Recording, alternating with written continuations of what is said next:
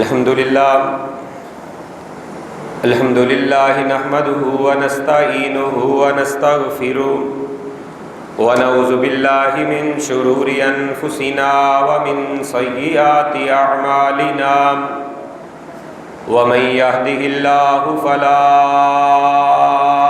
مضل له ومن يضلله فلا هادي له وأشهد أن لا إله إلا الله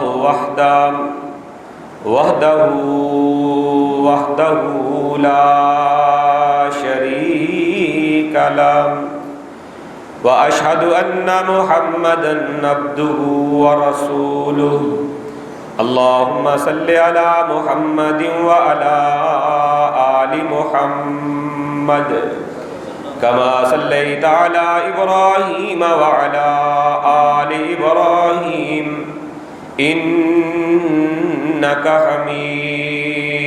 حميد مجيد اللهم بارك على محمد وعلى آل محمد كما باركت على إبراهيم وعلى آل إبراهيم إنك حميد مجيد أما بعد فأعوذ بالله السميع العليم من الشيطان الرجيم من همزه ونفخه ونفاثه بسم الله الرحمن الرحيم إنما يريد الله ليذهب عنكم الرجس أهل البيت ويطهركم تطهيرا۔ اللہ خالق کائنات مالک ارض و سما کی حمد و ثنا، تعریف و ثنا، کبریائی بڑائی کے مقدس کلمات کے بعد بے شمار و لا تعداد لاکھوں کروڑوں بار درود و سلام امام کائنات جناب محمد الرسول اللہ صلی اللہ علیہ وآلہ وصحبہ واہل بیتہ رضوان اللہ اجمعین کی ذات اقدس مقدس و مطہر پر، جو کہ تمام انبیاء رسول کے بعد اس کائنات میں تشریف لائے، لیکن سب سے اعلیٰ سب سے اشرف مقام اور مرتبہ حاصل کر کے آئے۔ بلا تمہید اپنی گفتگو کا آغاز کر رہا ہوں۔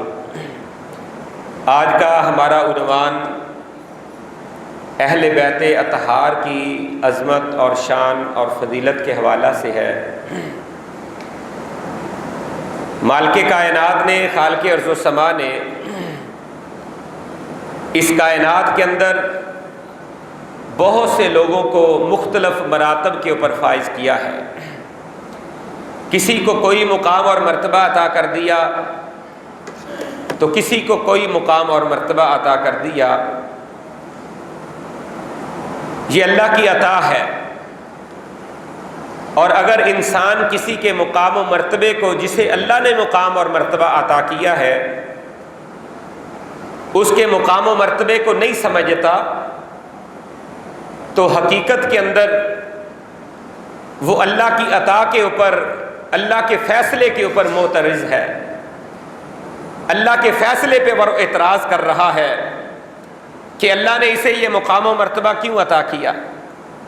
اور نبی رحمت کائنات کے امام جناب محمد الرسول اللہ صلی اللہ علیہ وسلم نے بھی اپنی امت کو اس بات کی باقاعدہ تعلیم دی ہے، اپنی امت کو اس بات کی باقاعدہ ہدایت عطا کی ہے، اس بات کی طرف مکمل رہنمائی کی ہے کہ اللہ تعالیٰ نے جن کو مقام و مرتبہ عطا کیا ہے، جنہیں کوئی فضیلت اللہ تعالیٰ نے عطا کر رکھی ہے، ان انسانوں کو ان کے مراتب اور مقام کے مطابق فضیلت اور برتری اور ان کے مقام کو سمجھا کرو۔ حدیث مبارکہ میں آتا ہے کہ انصار قبیلے کے سردار حضرت سعد رضی اللہ تعالی عنہ بیمار تھے، مسجد نبوی میں تشریف لائے، اپنی سواری پہ سوار ہے، نبی رحمت کونین کے تاجور جناب محمد الرسول اللہ صلی اللہ علیہ وآلہ وسلم باوجود اس کے کہ آپ نے اپنے اصحاب کو اس بات سے منع کر رکھا ہے کہ جب میں تمہارے پاس آؤں تو تم باقاعدہ استقبال کے لیے کھڑے نہ ہوا کرو، آپ نے باقاعدہ منع کر رکھا، لیکن حضرت سعد رضی اللہ تعالی عنہ مسجد نبوی میں آ رہے ہیں اور انصار کے سردار ہیں۔ آپ صلی اللہ علیہ وسلم نے ارشاد فرمایا، صحیح البخاری اٹھا کر دیکھیں، آپ نے فرمایا قوموا الی سیدکم، اپنے سردار کے استقبال کے لیے کھڑے ہو جاؤ، آگے بڑھو۔ علماء نے اس کے اندر تطبیق یہ دی ہے کہ اگر جس جگہ پہ انسان بیٹھا ہوا ہے اس جگہ سے 1 2 4 قدم آگے بڑھ کر کسی کے استقبال کے لیے کھڑا ہو جاتا ہے، یا جو آنے والا ہے اس کی یہ خواہش اور تمنا نہیں کہ میں آؤں اور میرے استقبال کے لیے لوگ کھڑے ہو، تطبیق یہ دی، تو پھر کھڑا ہونا استقبال کے لیے درست اور جائز ہے کہ انسان اس کے استقبال کے لیے کھڑا ہو سکتا ہے۔ یہاں پہ آپ یہ سمجھیے کہ اللہ تعالیٰ نے جس کو مقام و مرتبہ عطا کیا ہے اس کے مقام و مرتبے کا خیال رکھنے کا باقاعدہ حکم آمینہ کے لال جناب محمد الرسول اللہ صلی اللہ علیہ وسلم اپنے اصحاب کو دے رہے ہیں کہ جس کو اللہ نے مقام دیا ہے ہم ان کو پیچھے کیوں کریں۔ یہ تمام مقام اور مراتب جو اللہ نے عطا کر رکھے ہیں، ان تمام مقامات میں ایک عظیم مرتبہ اللہ تبارک و تعالیٰ نے ان ہستیوں کو عطا کیا ہے جنہیں ہم اہل بیت اطہار کہتے ہیں۔ صحابیت بھی بڑا درجہ ہے، اہل بیت کا ہر فرد رسول اللہ صلی اللہ علیہ وسلم کا صحابی ہے، اور ان کے بعد آنے والے اسی طرح تابعین تبع تابعین بعد میں آنے والے اپنے مقام و مرتبے کے اعتبار سے مختلف مقامات کے اوپر فائز ہیں، لیکن اللہ تبارک و تعالیٰ نے سب سے بڑا مقام اور مرتبہ ان لوگوں کو یہ عطا فرمایا کہ اللہ نے قرآن مجید کے اندر ان کی طہارت، ان کی پاکیزگی کا تذکرہ فرما دیا ہے۔ انما یرید اللہ لیذہب عنکم الرجس اہل البیت ویطہرکم تطہیرا۔ اے اللہ کا اس بات کے بارے میں فیصلہ ہے۔ آپ علماء سے پوچھیں، یہاں پہ انما کلمہ آیا ہے جسے کلمہ حصر کہا جاتا ہے، جس کا معنی یہ ہے اصل بات یہی ہے، حقیقت یہی ہے۔ اللہ تعالیٰ تمہیں یہ بات سمجھانا چاہتے ہیں، اصل بات یہ ہے کہ اللہ کا ارادہ یہ ہے، انما یرید اللہ، اللہ کا یہ ارادہ ہے۔ کیا اللہ ارادہ کرتے ہیں؟ اللہ چاہتے کیا ہے؟ اللہ کی منشا کیا ہے؟ اللہ کی خواہش کیا ہے؟ اللہ کا ارادہ یہ ہے لیذہب عنکم الرجس اہل البیت، اللہ تعالیٰ اہل بیت سے رجس کو، ناپاکی کو، پلیدگی کو، گندگی کو اللہ تعالیٰ دور کر دے، ویطہرکم تطہیرا، اور اللہ تعالیٰ تمہیں کامل طہارت عطا فرما دے۔ کامل طہارت اللہ عطا کرنا چاہتے ہیں، یہ اللہ کا فیصلہ ہے۔ اور یاد رکھیں، آج کوئی میں فیصلہ کرتا ہوں، وہ فیصلہ پایا تکمیل تک نہیں پہنچتا۔ میں چاہتا تھا کہ میں نماز عشاء ادھر ادا کروں، آپ کے جناب قاری صاحب نے مجھے حکم کیا کہ نماز ادھر ہی آ کر پڑھے۔ ان کی خواہش اور تمنا یہ، ان کا ارادہ بھی یہی، میرا ارادہ بھی یہی، لیکن ارادہ اللہ کا ہی غالب آتا ہے۔ اللہ تعالیٰ جس ارادے کو چاہتے ہیں، تیرے ارادے ٹوٹ جاتے ہیں، میرے ارادے ٹوٹ جاتے ہیں، پایا تکمیل تک نہیں پہنچتے، لیکن اللہ جس بات کا ارادہ کر لیتے ہیں، اللہ کے اس ارادے کو کوئی توڑ نہیں سکتا۔ اللہ جس کا ارادہ کرے وہ ہو کر رہتا ہے۔ یہ تو ارادہ ہے نا، اللہ تعالیٰ تو جس کے بارے میں کن کہہ دے وہ بھی ہو جاتا ہے۔ یہ تو اللہ کا ارادہ ہے۔ اللہ چاہتے ہیں کہ اللہ تعالیٰ اہل بیت اطہار کو پاک کر دے، رجس کو، پلیدگی کو، گندگی کو ان سے دور کر دے۔ کتنا بڑا اعزاز ہے، ذرا سوچیں تو صحیح، اللہ تعالیٰ نے اہل بیت کو کتنا بڑا اعزاز عطا کیا۔ آج آپ میں سے ہر بندہ یہ چاہتا ہے، ہمارے قاری صاحب یہ چاہتے ہیں، علامہ صاحب یہ چاہتے ہیں، مسجد کی انتظامیہ یہ چاہتی ہے، مسجد کا ہر نمازی یہ چاہتا ہے، ہمارے گھر کا ہر فرد یہ چاہتا ہے، ہماری مائیں بہنیں بیٹیاں یہ چاہتی ہیں ہم بھی پاک رہیں، ہمارے بچے بھی پاک رہیں، انہیں بھی طہارت نصیب ہو، ہر طرح کی گندگی اور غلاظت ان سے دور ہو جائے۔ ہر ایک یہ چاہتا ہے ہم سے غلاظت دور ہو جائے۔ ذرا دیکھیں تو صحیح، یہاں پہ مالک کائنات خالق ارض و سما فرماتے ہیں، اے گندگی، اے غلاظت، اے رجس، تو نے میرے نبی کے اہل بیت کے قریب نہیں جانا۔ ہم یہ چاہتے ہیں کہ یہ گندگیاں ہم سے دور ہو جائیں، اللہ گندگیوں کو، غلاظتوں کو یہ حکم دے رہے ہیں، تم نے میرے نبی کے اہل بیت کے قریب نہیں جانا۔ کتنی بڑی عظمت ہے، کتنی بڑی شان ہے، کس قدر اعلیٰ منقبت کے اوپر فائز ہے نبی کائنات صلی اللہ علیہ وسلم کے اہل بیت کہ اللہ تعالیٰ نے انہیں ساری کائنات میں سے ممتاز بنا دیا ہے۔ اور اہل بیت میں سے سب سے اہم رکن کون ہے؟ نبی اکرم صلی اللہ علیہ وسلم کی ازواج مطہرات، سیدہ خدیجہ الکبریٰ، سیدہ عائشہ صدیقہ، سیدہ سودا بنت زمعہ، سیدہ زینب رضی اللہ تعالی عنہا، سیدہ زینب ام المساکین رضی اللہ تعالی عنہا، ام حبیبہ رضی اللہ تعالی عنہا، تمام امہات المومنین سب سے پہلے نبی علیہ الصلوۃ والسلام کا اہل بیت ہے۔ یاد رکھے اللہ تبارک و تعالیٰ نے اہل بیت میں سب سے پہلے جس کو رکھا ہے وہ بیوی ہوتی ہے۔ نبی علیہ الصلوۃ والسلام کی بیویاں اللہ کے پیارے نبی کی اہل بیت ہے، طہارت والی ہے، پاکیزہ ترین عورتیں ہیں۔ کائنات کے اندر سب سے نفیس، سب سے پاکیزہ عورتیں اللہ تعالیٰ نے جنہیں بنایا ہے وہ نبی اکرم صلی اللہ علیہ وسلم کی ازواج ہیں، ہماری مائیں ہیں۔ اور یہ بات قرآن مجید کہہ رہا ہے، میں نہیں کہہ رہا۔ آپ یہ 22واں سپارہ اٹھائیں، 21ویں سپارے کا آخری رکوع یہاں سے شروع کر لیں، 22ویں پارے کا آغاز دیکھ لیں اور 22ویں پارے کے پہلے رکوع کے اختتام تک، اس سے پہلے والی آیات، رکوع سے پہلے اور رکوع کے بعد والی آیات، بلکہ یہی انما یرید اللہ لیذھب عنکم الرجس اہل البیت ویطہرکم تطہیرا، اس سے پہلی آیت کو دیکھیں، اس سے پہلے والی آیت کو دیکھیں، اس سے پہلے والی، پھر اس سے پہلے والی، اس سے پہلے والی، ان تمام آیات کے اندر اللہ تبارک و تعالی نے نبی کی پیاری بیویوں کا تذکرہ کیا ہے۔ یہ اہل بیت اطہار ہے اور قرآن نے ان کی پاکیزگی کا کس انداز میں تذکرہ کیا ہے۔ اللہ کا قرآن کہتا ہے یا نساء النبی لستن کاحد من النساء، جس طرح دنیا کی عام عورتیں ہیں نا، یہ انصاری صحابیات ہیں، یہ جناب مہاجر صحابیات ہیں، مکے والی ہیں، مدینے والیاں ہیں، اور اسی طرح روئے زمین پہ بسنے والی جتنی بھی پاک باز ہستیاں ہیں وہ ساری عورتیں اپنی اپنی جگہ عظیم ہوں گی، مقام و مرتبے پہ فائز ہوں گی، لیکن اللہ نے اے نبی کی بیویوں یا نساء النبی، اللہ نے کہا ہے اے خدیجہ تو، اے عائشہ تو، اے سودا تو، اے ام حبیبہ تو، اے ام سلمہ تو، نبی کی تمام بیویوں تم عام عورتوں جیسی نہیں ہو، لستن کاحد من النساء، جس طرح دوسری عورتیں ہیں نا دنیا والی، تم ان جیسی نہیں ہو۔ اللہ نے تمہیں مقام بڑا عطا کر رکھا ہے، اللہ نے تمہیں اجر بڑا عطا کر رکھا ہے۔ ہاں ہاں، کیسے نہیں ہے؟ دنیا کی کوئی عورت نیکی کرتی ہے، اسے اس کی نیکی کا ایک گنا اجر ملتا ہے، ایک حصہ اجر ملتا ہے، لیکن نبی کی بیویوں کے بارے میں اللہ نے قرآن میں کہہ دیا ہے، جب نبی کی یہ بیویاں، یہ ازواج مطہرات، یہ اہل بیت کا عظیم فرد، ان کو عمل جب یہ کرتی ہیں اللہ تعالیٰ ان کو ایک عمل کے بدلے میں 2 دفعہ اجر عطا فرماتے ہیں۔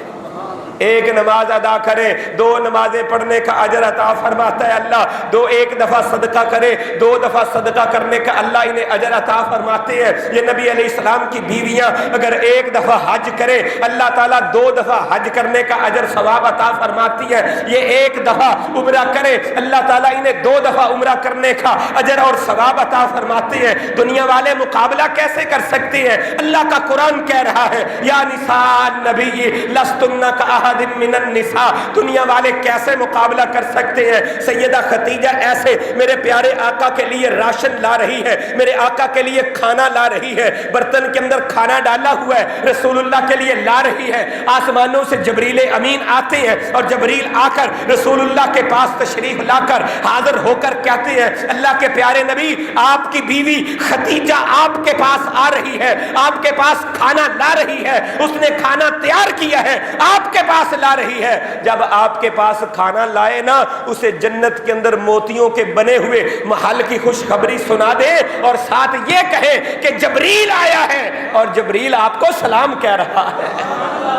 یہ ہے نبی کے اہل بیت، یا نساء النبی لستن کاحد من النساء، اللہ کا فرشتہ جبریل سید الملائکہ جس کو سلام کرنے کے لیے حاضر ہو وہ نبی کے اہل بیت ہیں، جس کو جبریل رب کا سلام لا کر پیش کرے کہ جبریل کہتے ہیں اللہ کے پیارے نبی صرف میں اپنا سلام نہیں پیش کر رہا، رب العالمین بھی خدیجہ کو سلام کہہ رہے ہیں۔ وہ ہے نبی کے اہل بیت، نبی کے اہل بیت وہ ہے۔ آج لوگ باتیں کرتے ہیں سیدہ خدیجہ کون ہے؟ نبی علیہ الصلوۃ والسلام کا اہل بیت ہے۔ اللہ نے عظمتیں کتنی عطا کی ہیں۔ سیدہ خدیجہ طیبہ طاہرہ سلام اللہ علیہا رضی اللہ تعالی عنہا جب نبی علیہ السلام کے گھر میں تشریف لاتی ہیں نا، آقا علیہ الصلوۃ والسلام فرماتے ہیں خدیجہ شاید تیرا اور میرا نباہ نہ ہو سکے۔ سیدہ خدیجہ کہتی ہیں اللہ کے پیارے نبی ابھی نبوت کے منصب پہ آپ فائز نہیں ہوئے تھے، نکاح پہلے ہوا ہے، شادی پہلے ہوئی ہے۔ آپ فرماتی ہیں بھلا کیسے نباہ نہیں ہو سکے گا؟ میں نے تو اللہ سے دعائیں کر کر کے آپ کو مانگا ہے، کیسے نباہ نہیں ہوگا؟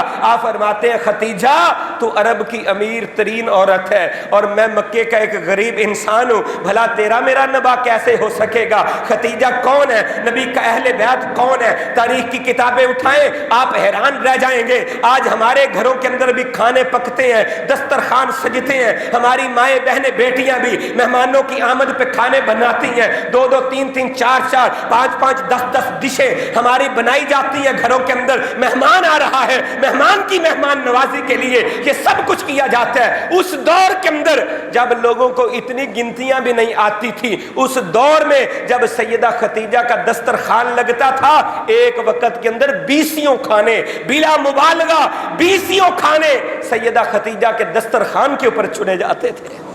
وہ خدیجہ اتنی امیر عورت، میں نے سیرت کی کتابوں میں پڑھا ہے سیدہ خدیجہ جب اپنے گھر سے باہر نکلتی جنگل کی طرف جاتی، آج بھی عربوں کا ہم نے یہ رواج دیکھا ہے کہ وہ ویکینڈ کے اوپر اپنے گھروں سے باہر نکلتے ہیں، جنگل بیابان کی طرف نکل جاتے ہیں، وہاں پہ جا کر بیٹھتے ہیں۔ عربوں کی یہ تہذیب ہے، وہ ایسے کرتے رہتے ہیں۔ سیدہ خدیجہ بھی اپنے گھر سے جب باہر نکلتی، باہر جاتی، خیمے لگائے جاتے، خیموں کے اندر جو خیموں کی جو رسیاں جن کیلوں کے ساتھ باندھی جاتی تھیں وہ کیل بھی سونے کے ہوا کرتے تھے۔ اتنی امیر عورت، اتنی امیر عورت۔ امام کائنات فرماتے ہیں خدیجہ شاید تیرا میرا نباہ نہ ہو سکے، تو امیر ترین عورت، میں غریب ترین فرد، کیسے نباہ ہوگا؟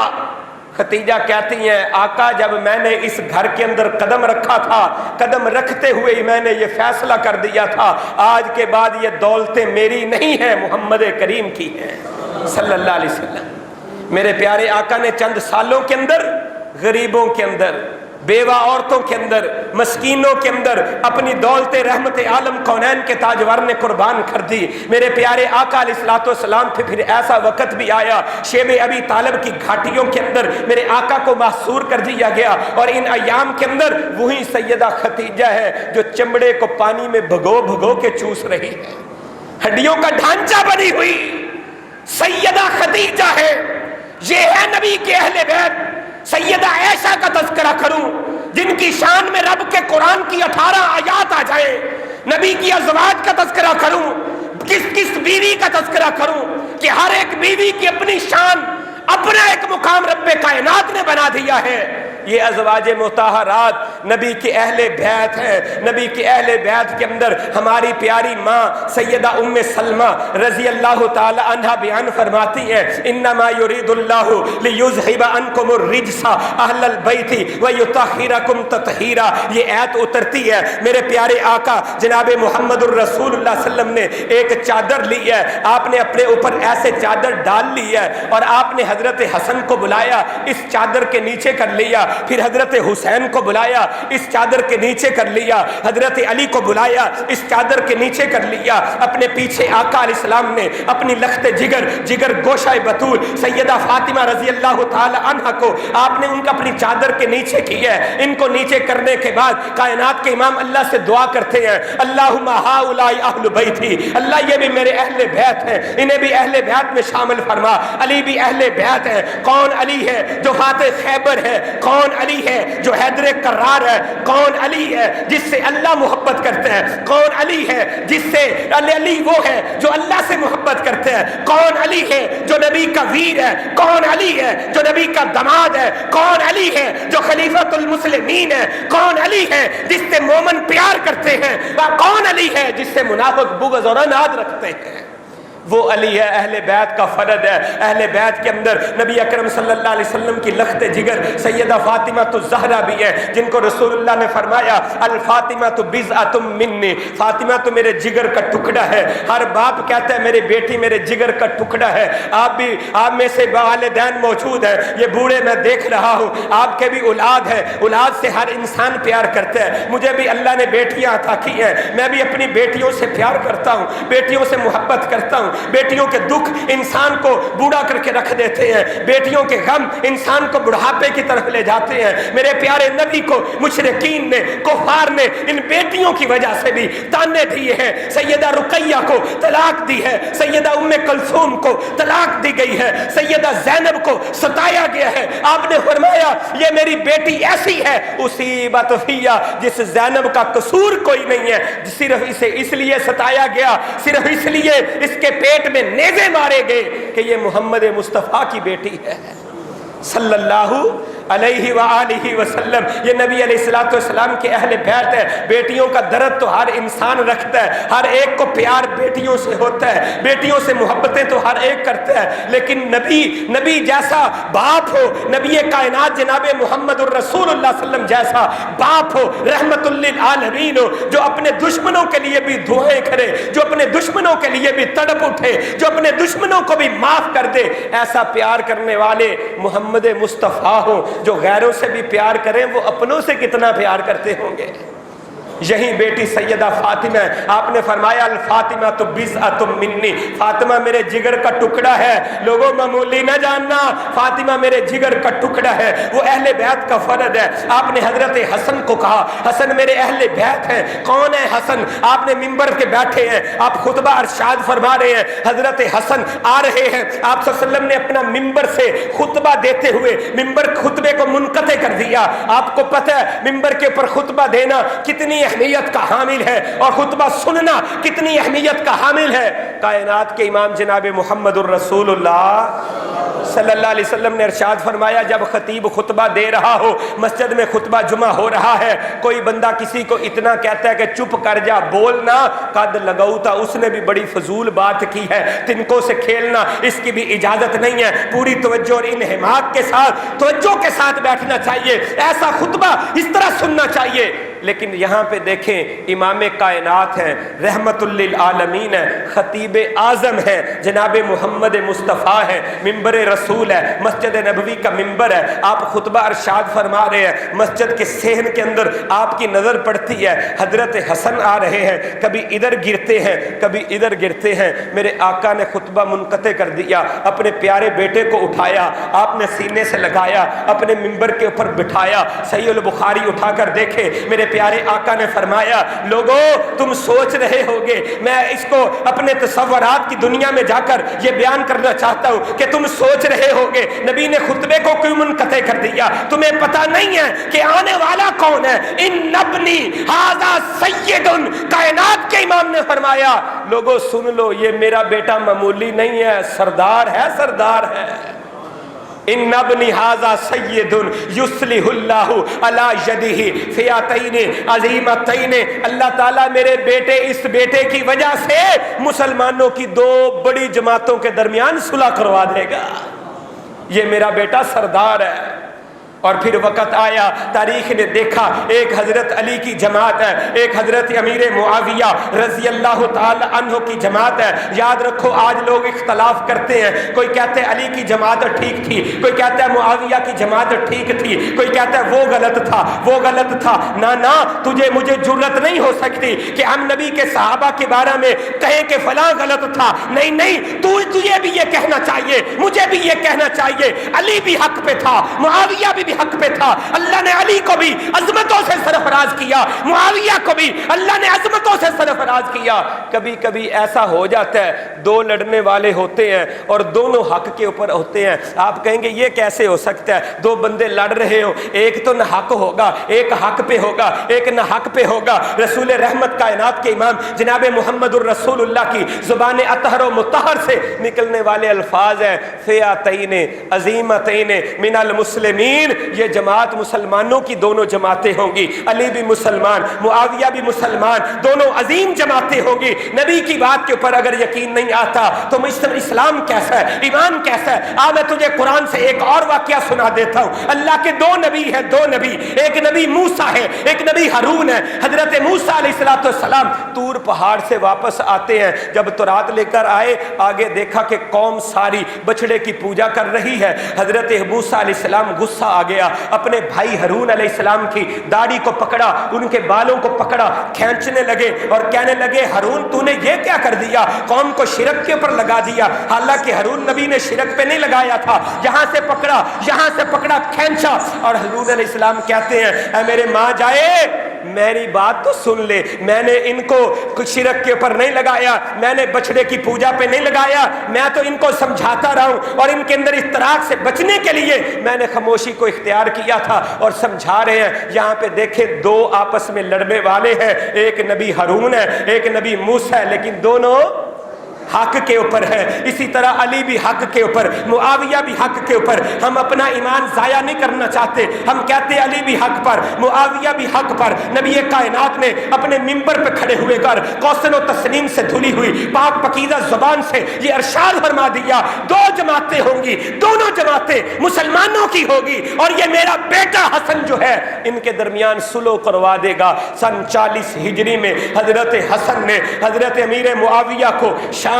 سے بلایا، دمشق سے بلا کر اپنے باپ کے منبر کے اوپر، کوفہ کی جامع مسجد کے منبر کے اوپر بٹھایا۔ حضرت امیر معاویہ کو بٹھانے کے بعد ان کے ہاتھ کے اوپر بیعت کی، اور بیعت کرنے کے بعد حضرت حسین سے کہا حسین اٹھو تم بھی ان کی بیعت کرو، سعد تم بھی اٹھو تم بھی بیعت کرو، قیس بن سعد بن عبادہ کو کہا تم بھی اٹھو حضرت معاویہ کی بیعت کرو، یہ ہمارے امام ہیں۔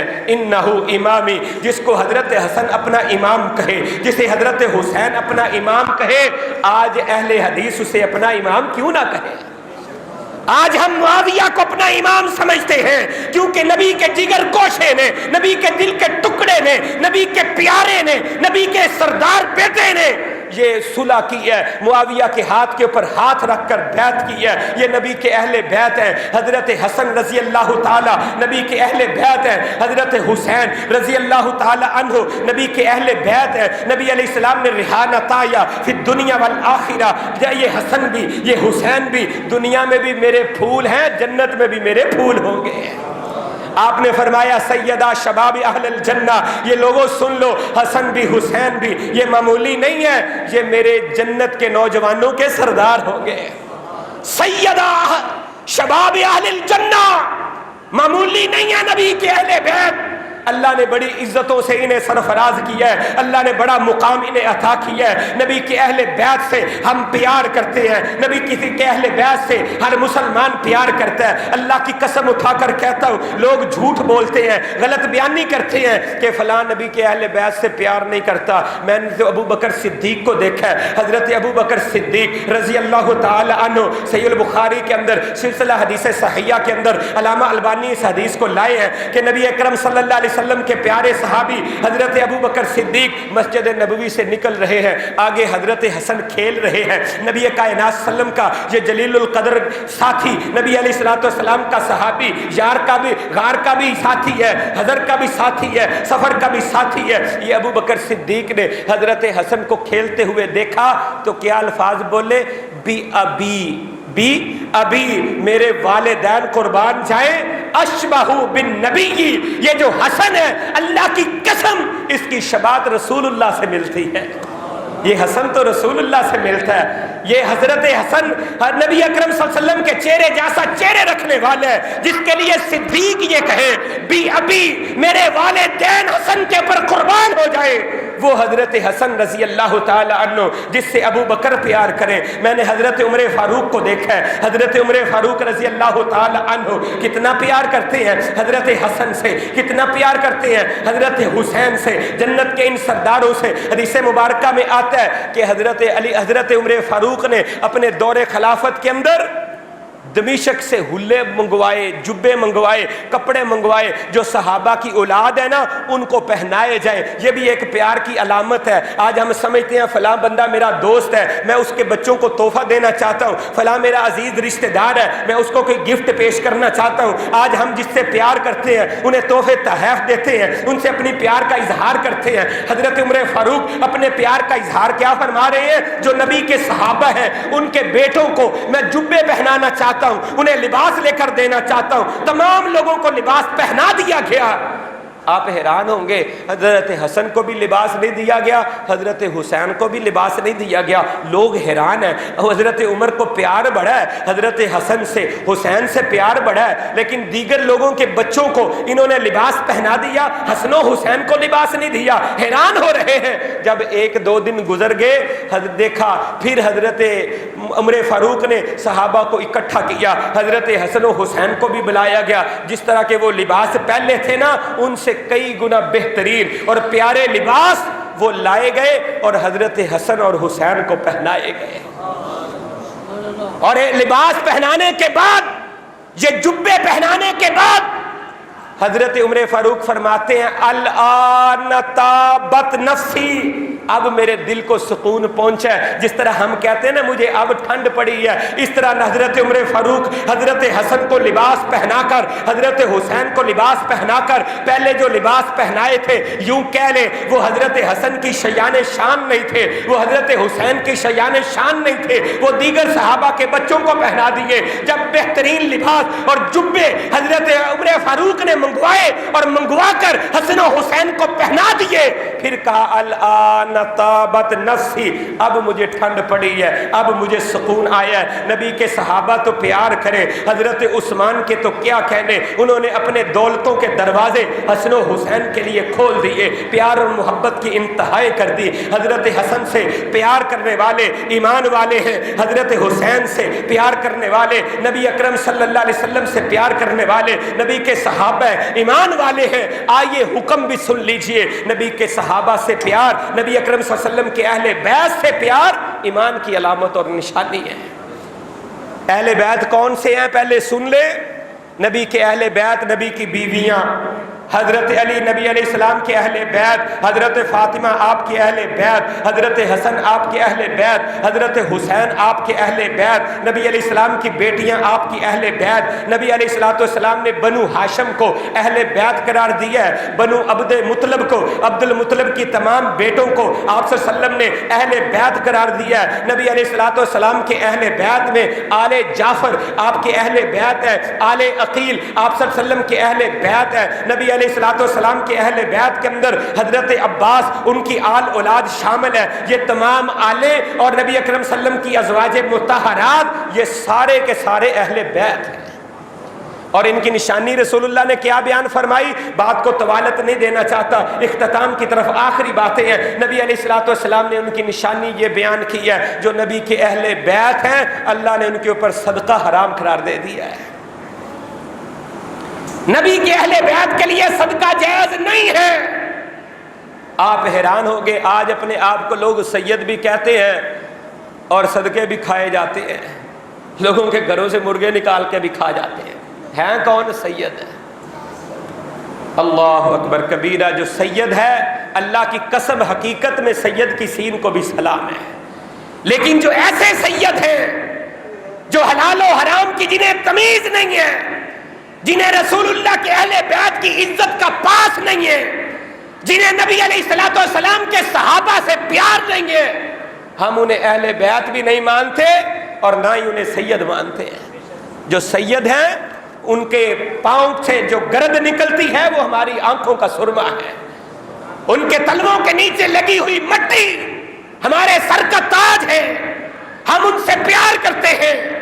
کیوں؟ کیونکہ وہ نبی کے اہل بیت ہیں، نبی کے گھر والے ہیں، اور رسول اللہ نے ان کی نشانی اور علامت کیا بیان کی؟ مسجد نبوی میں کھجوروں کا ایک ڈھیر لگا ہوا ہے۔ حضرت حسن جنت کا شہزادہ، جنت کا سردار آتا ہے، ایک کھجور اٹھاتا ہے، اپنے منہ میں ڈال لیتا ہے۔ میرے پیارے آقا علیہ الصلوۃ والسلام جو بھوکوں کو کھلانے والے تھے، پیاسوں کو پلانے والے تھے، دشمنوں کے گھروں کے اندر بھی اناج پہنچانے والے تھے، میرے پیارے آقا اٹھتے ہیں، جلدی سے آتے ہیں، حضرت حسن کے منہ کے اندر انگلی ڈالتے ہیں، اور آپ نے انگلی ڈال کے اپنے نواسے کے منہ سے کھجور نکال کے باہر پھینک دی اور فرمایا حسن بیٹے، اللہ نے ہمارے اوپر صدقہ حرام کر دیا ہے، یہ لوگوں کے مالوں کی میل کچیل ہے، یہ نبی کی آل کے لیے جائز نہیں ہے، صدقہ نبی کی آل کے اوپر جائز نہیں ہے۔ نبی علیہ الصلوۃ والسلام نے ان کے لیے جو حکم بیان کیا، سلسلہ حدیث صحیحہ کے اندر الفاظ سماعت فرما لے، میرے پیارے آقا علیہ السلام فرماتے ہیں،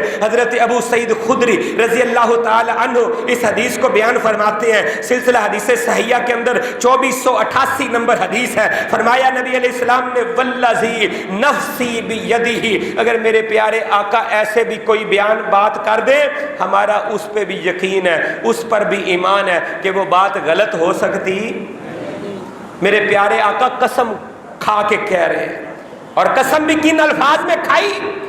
والذی نفسی بیدہ، مجھے اس رب کبریا کی قسم ہے جس کے ہاتھ میں محمد کی جان ہے، میں اس اللہ کی قسم کھا کے یہ کہتا ہوں، لا یبغضہما اہل البیت احد الا ادخلہ اللہ النار، جس نے بھی نبی کے اہل بیت سے بغض رکھا، جس نے بھی نبی کے اہل بیت کے بارے میں اپنے دل کے اندر عناد رکھا، نبی کے اہل بیت کے بارے میں دل کے اندر کجی رکھی، یا ان کے بارے میں ذرا بھی ایسا معاملہ جس میں گستاخی کا عنصر پایا جاتا ہے، ایسا معاملہ کیا، اللہ کے پیارے حبیب فرماتے ہیں اللہ ضرور اس کو جہنم میں داخل کر دے گا۔ جو نبی کے اہل بیت سے پیار کرے گا وہ جنت میں جائے گا، جو نبی کے اہل بیت سے بغض عناد رکھے گا وہ جہنم میں جائے گا۔ اللہ سے دعا ہے اللہ خالق کائنات مالک ارض و سما ہمیں نبی کے اہل بیت سے حقیقی پیار کرنے کی توفیق عطا فرمائے، جس طرح اہل بیت نے اپنی زندگیاں گزاری ہیں اللہ تعالیٰ اس طرح ہمیں زندگی گزارنے کی توفیق عطا فرمائے، آمین یا رب العالمین۔ وما علینا الا البلاغ المبین۔ الحمدللہ رب العالمین، اللہم صلی علی محمد وعلی آل محمد کما صلیت علی ابراہیم وعلى آل ابراہیم انک حمید مجید، اللہم بارک علی محمد وعلى آل محمد کما بارکت علی ابراہیم وعلى آل ابراہیم انک حمید مجید۔ ربنا آتنا فی الدنیا حسنۃ وفی الآخرۃ حسنۃ وقنا عذاب النار، ربنا ظلمنا انفسنا وَإِن لَّمْ تَغْفِرْ لَنَا وَتَرْحَمْنَا لَنَكُونَنَّ مِنَ الْخَاسِرِينَ۔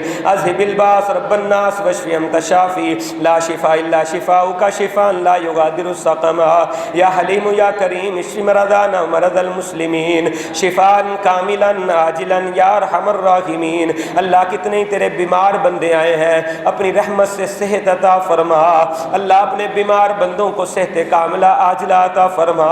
اللہ کتنے تیرے بندے گھروں میں اسپتالوں میں مشرق مغرب شمال و جنوب میں بیمار پڑے ہوئے ہیں، اللہ لا علاج بیماریوں میں جکڑے ہوئے ہیں، اے میرے مولا کریم اپنی رحمت سے مکمل صحت عطا فرما، اللہ مکمل صحت عطا فرما۔ اللہ ہم میں سے جو بھی بیمار ہے، اللہ کوئی روحانی بیمار کوئی جسمانی بیمار، اللہ ہماری روحیں بھی بیمار ہمارے جسم بھی بیمار، اپنی رحمت سے ہماری بیماریاں دور فرما۔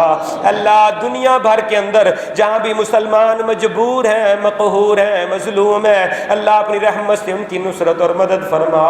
اللہ کشمیر کے مسلمان تیری نصرت اور مدد کے منتظر ہیں، اللہ اپنے غیب کے خزانوں سے ان کی نصرت مدد فرما۔ اللہ شام کے مسلمانوں کی مدد فرما۔ اللہ دنیا بھر میں جہاں بھی مسلمان پریشان ہیں، اللہ ان کی پریشانیاں دور فرما۔ اللہ ہم میں سے جو پریشان ہیں کاروباری لحاظ سے، گھریلو لحاظ سے، بچے بچیوں کی شادیوں کے حوالہ سے، اللہ اللہ جیسی بھی پریشانیاں اپنی رحمت سے دور فرما، اللہ اپنی رحمت سے دور فرما۔ اے میرے مولا کریم بے اولادوں کو نیک اولاد عطا فرما، اللہ جنہیں اولادیں عطا کی ہیں ان کی اولادوں کو نیک بنا، اللہ والدین کا فرما بردار بنا، اے میرے مولا کریم والدین کی آنکھوں کی ٹھنڈک بنا، اللہ نبی علیہ السلام کے صحابہ آپ کے اہل بیت اطہار کے مطابق جس طرح انہوں نے زندگیاں گزاری ہیں، اللہ ہمیں بھی اس طرح پاکیزہ زندگیاں گزارنے کی توفیق عطا فرما۔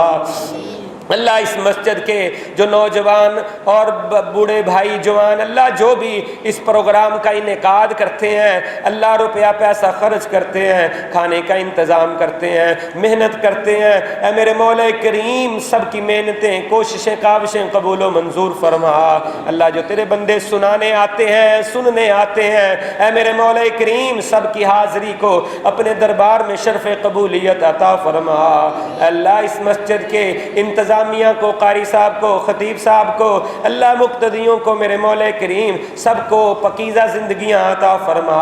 اے میرے مولا کریم گناہوں سے خطاؤں سے ہم سب کو محفوظ فرما، اللہ صحت ایمان والی زندگیاں عطا فرما، اللہ خاتمہ بالایمان فرما، اللہ جو کچھ مانگا ہے اپنی رحمت سے عطا فرما، اللہ جو نہیں مانگ سکے ہمارے لیے اس دنیا میں آخرت میں مفید ہے، اللہ دنیا آخرت کی خیریں بھلائیاں برکتیں بن مانگے ہی عطا فرما۔